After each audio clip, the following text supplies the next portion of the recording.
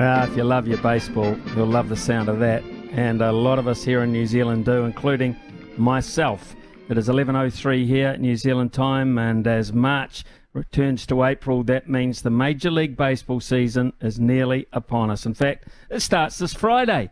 Every team starts at 0-0, but not all teams are created equal. And in an off-season, that seen plenty of crazy moves, from rule changes to the Yankees signing Aaron Judge to a mega deal worth $40 million US this year, and the biggest name in baseball potentially then becoming a free agent after 2023.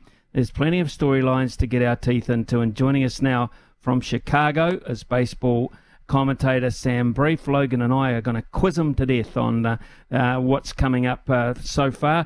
Listen, just before we start, Sam, my goodness me, do they have the longest pre-season? I mean, they have the longest season anyway proper. Do they have the longest pre-season?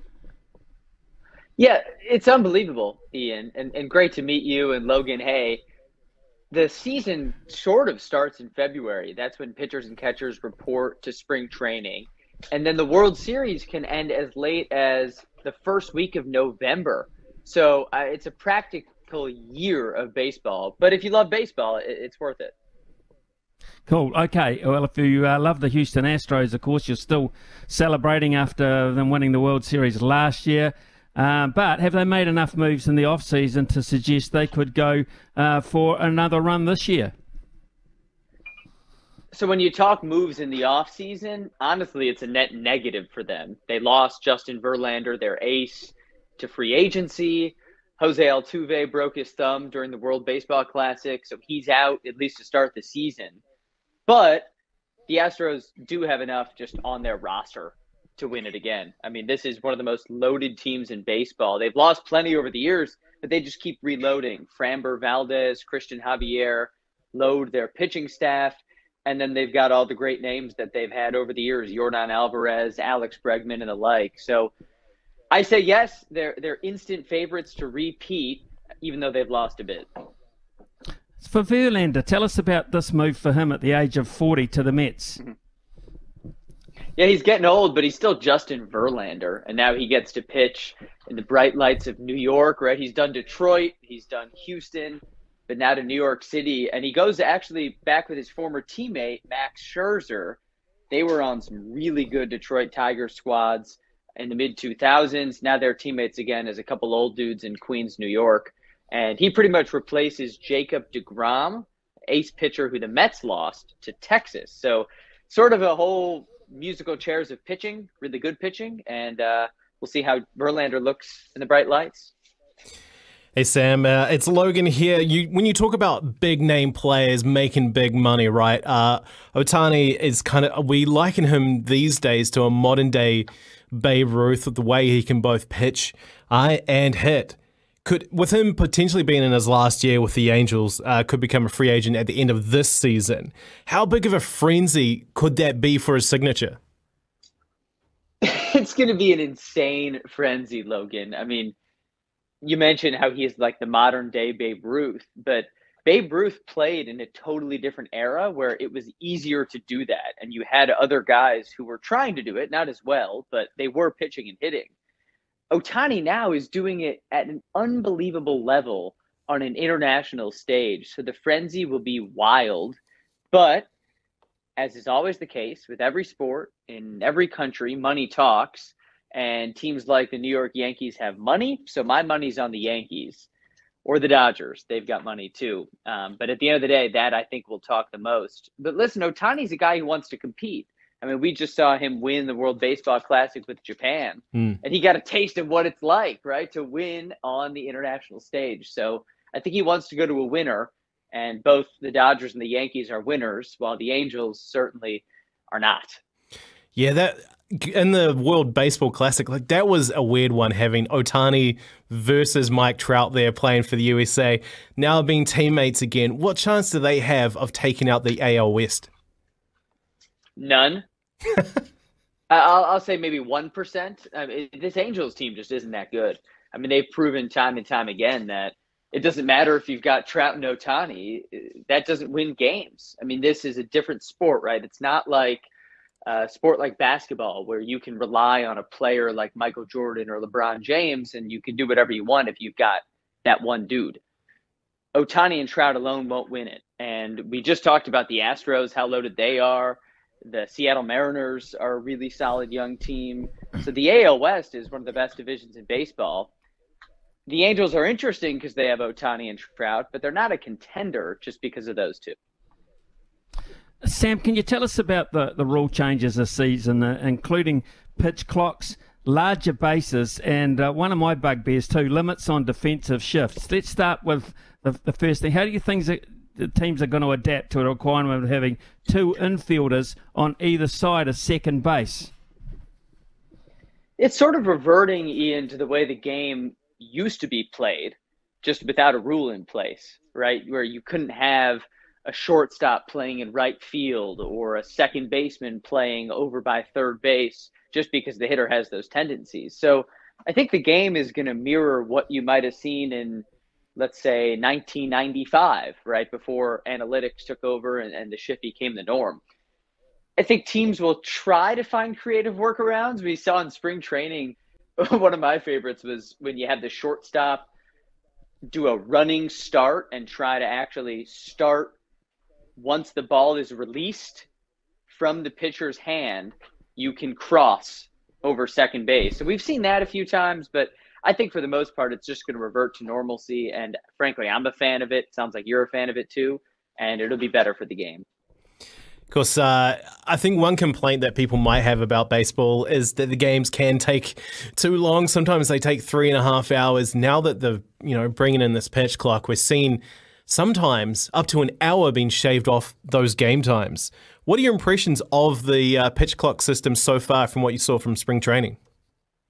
That's remarkable how it works, right? And once you get people to adapt to some sort of timing, some sort of change in schedule, they adapt. I'll make another basketball analogy. The shot clock was introduced to the NBA about 5 decades ago. And at the time, there was a lot of pushback. That wasn't how basketball was played. There was no clock. You could dribble as long as you want, but that was taking too long. It was boring. Teams were kind of almost cheating as a result. And now there's a shot clock. Kind of like in baseball, I think 50 years from now, we'll barely be able to remember the time before a pitch clock. So there are some kinks. They're working it out in spring training. You have 20 seconds to pitch with a runner on, 15 seconds without a runner on. It's better for everyone, though. And everyone has to adjust, though. I mean, even me as a commentator, I'm going to have to adjust. I'm used to having a lot of time to set up the batter on the broadcast and tell stories and do whatever I want. But now I'm on a clock. It just kind of puts everyone into gear. But I think that's better for the game. Yeah, I guess now you got to save all those stories for the change in pitches or when you have a changeover in innings. The other main rule change there that Smithy mentioned before was the larger bases. What's the kind of catalyst around that? Is like player safety? Could we see more stolen bases happening this season with that larger surface area? The funny thing about that, the new base is when the first spring training game was played, someone tweeted out a picture of the bigger base. And right away, people were responding to it saying, hey, that looks like a pizza box. And it pretty much is the exact dimensions of a takeaway pizza box. So we here in the States call it the pizza box base. And yeah, it was twofold. You hit on both of those, Logan. One of them is player safety, because the closer the base is to the hand of the slider, the less chance you have of those injuries. So it'll limit injuries and also lead to more stolen bases. So you already have teams like the Atlanta Braves with players like Ronald Acuna Jr. and Ozzie Albies saying, hey, we're going to become 40-40 guys, which is 40 home runs and 40 stolen bases. Now, that doesn't happen really anymore, but it might now. I just saw an interesting thought piece about Ricky Henderson, the king of stolen bases, back with the Oakland A's. If he were playing now, he would be salivating with his big base. So I think it'll make the game quicker, more fun, and maybe even make us hungry for pizza. Now, talking of hungry, what about you, Sam Brief, and your Chicago White Sox, your beloved White Sox? 81-81 record last year, finishing 11 games back on the Guardians. Have they made enough moves to make you happy? That's important. Yeah, my happiness is by far the most important thing. So you absolutely nailed it, Ian. Yeah, I don't really know if they've made enough moves. My gut tells me no, because the biggest issue with this team has long been staying healthy. There was an interesting analysis last year of the human body. The White Sox were the only team in baseball to injure every single part of the human body during the season. That's how banged up they were. Now, they did make a big move, a new manager in Pedro Grifol, so maybe his staff will have things more under control with conditioning. But the White Sox just need to stay healthy. They've got the pitching. They've got the talent.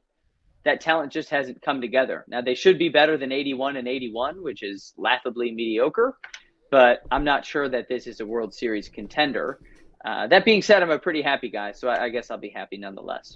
Of course, you've been in Chicago, Sam. There is the Cubs as well. One of my favorite players, Marcus Stroman, plays for them. What's that rivalry like within the city, and how do you pick a side? It's interesting, this rivalry, Logan, because it's not as robust as you might think, right? It's not a Red Sox-Yankees. It's not even Cubs-Cardinals. The Cubs and Sox are in two different leagues, American League, National League. They don't play each other very often, and they haven't faced off in the postseason since 1906 in the World Series when the Sox beat the Cubs. Had to get that in. But it's not as intense. It's more of like a friendly banter. You know, I might be a White Sox fan and a buddy of mine might be a Cubs fan, and we'll kind of jaw at each other. But there isn't really a fierce, bloody rivalry between the two. Now, a lot of it is regional. So you ask how you pick a side. It's north side, south side. So the Cubs are on the north side. The Sox are on the south side. And for the most part, people follow that, but it's not that strict. I mean, I'm a great example. I'm born and raised on the north side. I'm talking to you right now from the north side of Chicago, but I'm a White Sox fan. So it's not super strict. Everyone just sort of picks their side when they're young. Sometimes it's their parents. You know, you might go whoever your mom and dad root for. But at the end of the day, it's just not that bloody of a rivalry. Yeah, you're a White Sox fan. I'll put my hand up. I'm wearing my Blue Jays hat today, especially for this. But of course, the AL East. Old or new? It's actually kind of a newer one. It's the baby blue one. They're very nice. Okay, so it's that newer logo. I love those. Yeah. The AL East is one of the tougher divisions to get out of. I mean, most people that know baseball, even here in New Zealand, they'll know of the Yankees. They'll know of the Red Sox. You know, the Aaron Judge is staying on in the Bronx with that mega massive contract. The Blue Jays finished second last year. Can they go better in 2023, or is this another Yankees year? If they can, I think there's a real opportunity to take down the Yankees this year. And I'm with you, Logan, in that this team is so young and exciting, and now might be their time. Now, Aaron Judge re-signing with the Yankees, of course, was bad news. But now the Yankees are so banged up. I mean, look at their rotation. They've had injuries to Carlos Rodon, Frankie Montas, Luis Severino. So maybe you strike while the iron's hot if you're Toronto. I mean, this team is so loaded. You got to love them, right? Vladdy Jr., Bichette, George Springer. They added Whit Merrifield, Brandon Belt, Alek Manoah, who I used to cover in his college days. He was a Cy Young finalist. So I think this Toronto team is ready, and it might even be a situation where you have two of the best teams in baseball in the AL East, and one of them just has to be a wild card team because that's how the standings work. But there's no doubt both of them are World Series contenders.